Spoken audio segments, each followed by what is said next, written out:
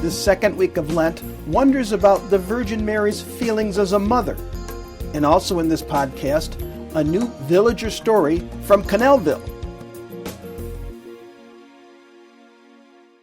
Today we're recognizing on the second week of Lent that the Virgin Mary may have had emotional recollections every year before Easter, especially during those first years after the resurrection, recalling the treatment of Jesus from a mother's point of view.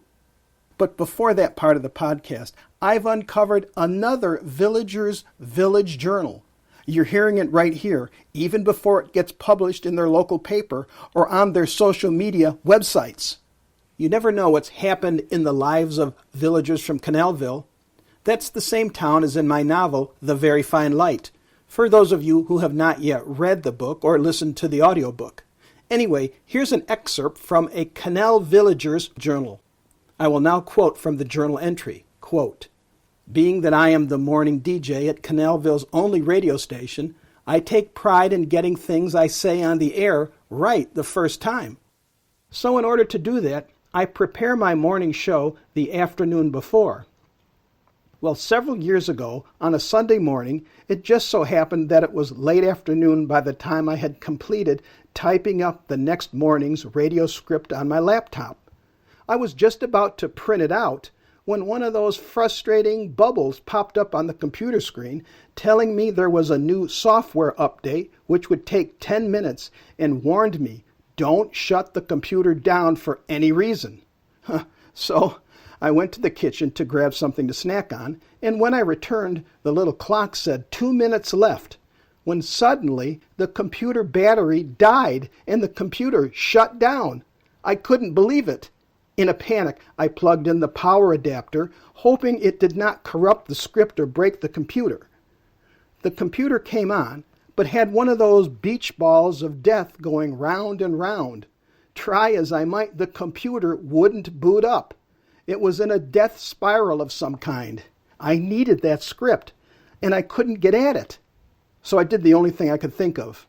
I called the radio station engineer and begged for his help.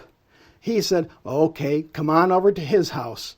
He lives fairly far away, and I really did not want to go that far since it was dark and getting darker. But begrudgingly, I got in the car with the laptop and headed over to his side of town. I took a shortcut through the neighborhood where Mayor Buell Belburn lives. I knew the neighborhood because I grew up there and went to grade school just beyond the street where I was going to turn onto. Being that it was a Sunday night, there were no cars on the street. I started to slow down as I approached the turn.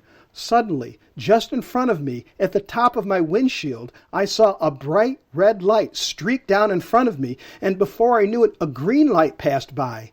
What the... But before I could even get another word out of my mouth, I heard what sounded like branches of a tree being crushed off to my left side. I couldn't even hit the brakes or anything. It happened so fast. I remember taking the left turn when all of a sudden another sound. It was a huge bang, thud, and the earth seemed to shake. But then, total silence.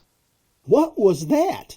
But then suddenly I realized it had been a small Piper Cub airplane that must have crashed behind the house on the corner right next to me. I didn't know what to do, but suddenly I saw a husband, a wife, and another man run out of a house across the street from where I was. They heard the bang too and came running. I stopped. What happened? They yelled at me through the open window of my car. A plane just crashed behind the house across the street, and I'm calling 911 now, I shouted. Really? They all seemed skeptical. Yes, I responded, adrenaline running through my veins.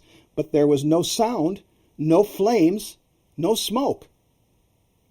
There's a forest behind the house in question with a pathway that leads behind the house up to the school. I shouted to these folks, we'd better go see about the pilot. I pulled over and we ran across the street and up the pathway. Surely we would see the fire where the plane had crash landed, or was the plane up in the trees? We got pretty deep in the woods and could hear sirens far off coming towards us from all different directions. We stopped at the clearing where the school was. From here we could see all around, but there was no plane, no fire, no moaning, nothing. Everything was quiet around here, save for those off in the distant sirens. Everyone now looked at me. Are you sure it was a plane you saw? Maybe it was just one of those transformers on the telephone poles. They make that same sound when they blow, one of the men said skeptically. Well, we all listened once again. There should have been smoke. After all, it was a plane that had crashed. But I reconsidered. Maybe it had been an electrical power transformer, I heard. Everyone looked at me. The other fella said, Yeah, we'd better head back. There's nothing here. Meanwhile, the sirens were getting louder, and they had various levels of intensity the closer they came. Had I called in a false alarm? But I'm sure it was a plane. I'd seen it coming down right in front of me, almost hitting me. Strangely, there wasn't a plane in sight, not even in the treetops. The folks seemed really disgusted with me. It was a plane. I swear it crashed, I said sheepishly, beginning to panic at the idea of a false alarm, and judging by the increasing level in the sirens on the police, fire truck, and ambulances, they were getting closer. It must have been a power transformer, pal, was all they said. Suddenly, a car pulled up next to us, and a woman I recognized from the neighborhood put down her window and asked, Did any of you see a plane come down? Yes, I exclaimed. It fell somewhere over here. The neighbors next to me now seemed to warm up to me a bit. And he saw it, one of them said pridefully as they pointed to me. Meanwhile, the ambulance drove past and pulled up into the driveway right next to the house on the corner. Suddenly, police and fire trucks followed. We all ran up to the driveway where the house was. This home had an attached carport. The ambulance had backed in. Somewhat surprised, we noticed a group of other neighbors gathered round. As we rushed up, I could see through the opening of the carport a white plane upside down in the backyard with its red and green wingtip lights still on. The EMTs were putting a neck brace on the pilot, and before we knew it, they rushed off, sirens wailing. The homeowner looked very pale. I had just walked around from my backyard to the front when it just fell into the yard. Apparently that big tree caught the left wing and it spun the plane around, kind of like the way a horseshoe gets collared once it hits the spike. And then, instead of the plane crashing into the ground, it just sort of fell straight down with the tree branches under the plane snapping under its weight. The branches kind of cushioned the plane's crash. Well, that's indeed what happened. Apparently, the pilot had run out of fuel just 3 minutes short of the airport. He may have injured his back or perhaps a concussion. I never did hear anything more about his recovery. Well, without any fuel on board and the engine not running when he hit, that explained the fact that there was no fire and no smoke. And that certainly explained the quiet when we were out in the forest, which was about a football field away from the house where the plane had landed. I remember being relieved, first that the pilot had survived and been quickly taken care of, but also that I had not called in a false alarm.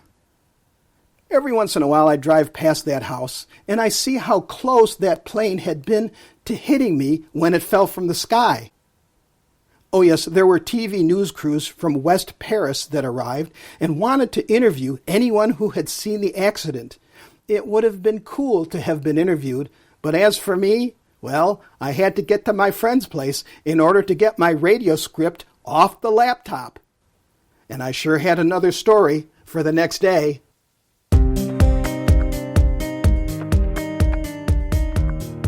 This is the second part that focuses on the ways to try to bring more meaning into our lives and the lives of our families in the days of Lent and up through Easter Day itself.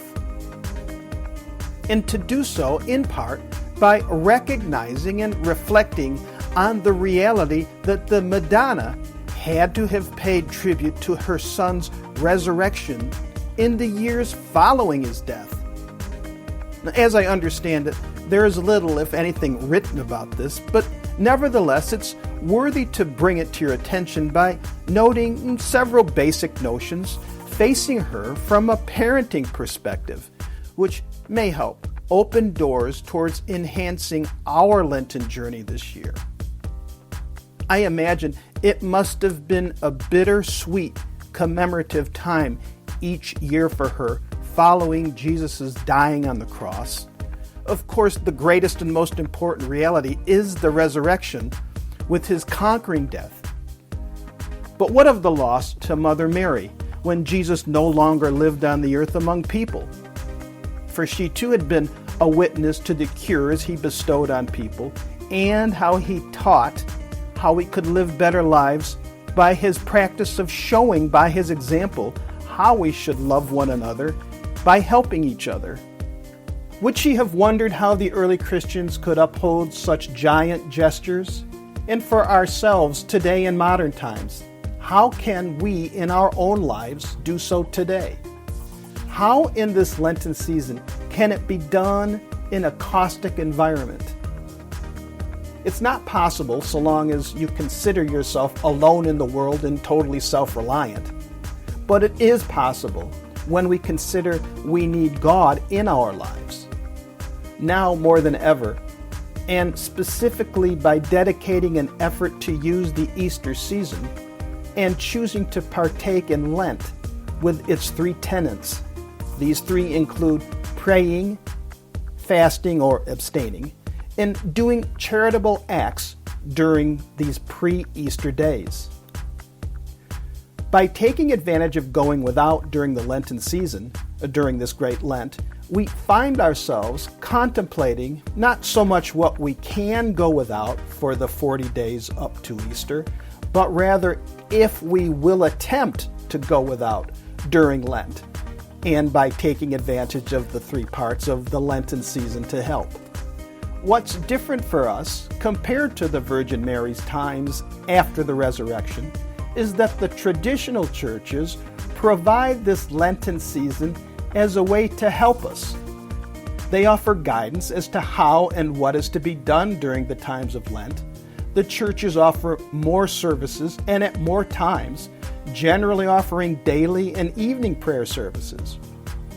They offer weekend service projects as well as guidelines for the basics of fasting or abstaining, with the familiar and frequently seen, though sometimes maligned in the secular world, those Lenten-friendly Friday night fish fries.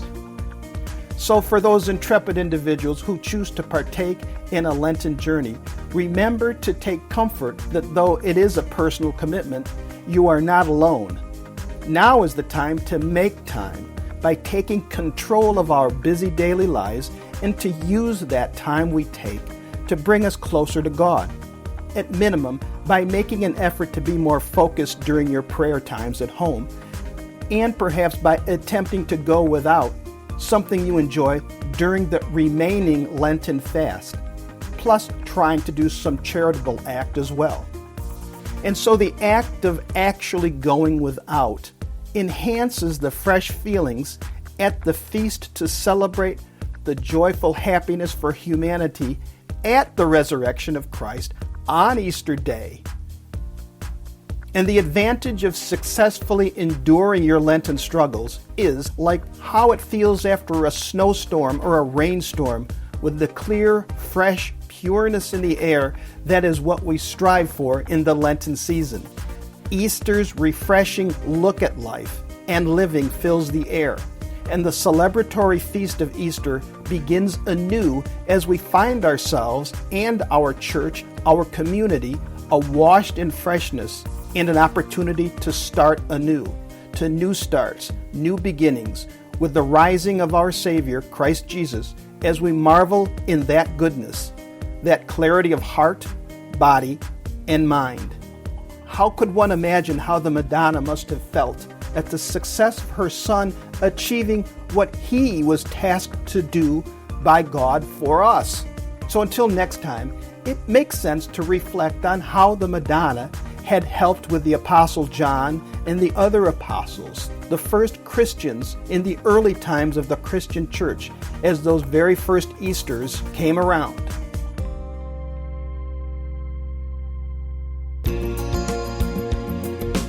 This is Nico Steves. I hope you enjoyed this installment. My book can be found using the title, The Very Fine Light, on Amazon.com. Please feel free to contact me at nicosteves.com. That's Nikos Steves, Steves.com. If you like this episode, and for more, share them with friends. Well, this is Nikos Steves. Thank you. See you next time.